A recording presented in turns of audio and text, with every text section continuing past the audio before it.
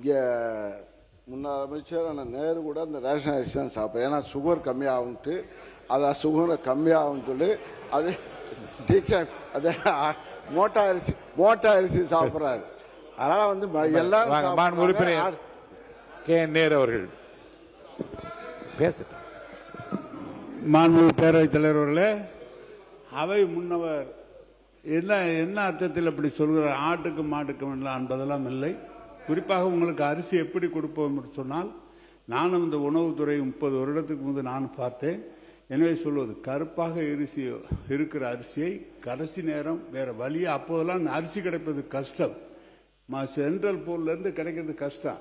அப்போ அது 1 மாசத்துக்கு 1/2 மாசத்துக்கு கொடுப்பாங்களே தவிர, நம்முடைய மாண்புமிகு உணவுத்துறை அமைச்சர் சக்கரபாணி வந்த பிறகு பாதுகாப்பான குடோன் எந்த காலத்திலும் எந்த உணவு, அவரும் உணவு அமைச்சராக இருந்தார், நானும் உணவு அமைச்சராக இருந்தேன்.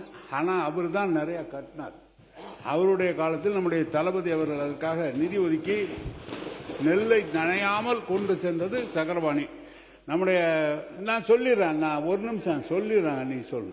நம்முடைய அவை முன்னவர் சொல்றார், ஆட்டுக்கு மாட்டுக்கெல்லாம் இல்லை, இன்னைக்கு ரேஷன் அரிசி எல்லா மக்களும் சாப்பிட்றாங்க.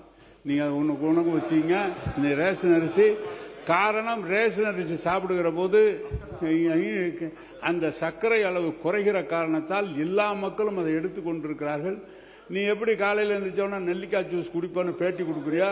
அது மாதிரி இன்றைக்கு ரேஷன் அரிசியை எல்லா மக்களும் பயன்படுத்தி கொண்டிருக்கிறார்கள் என்பது உண்மை.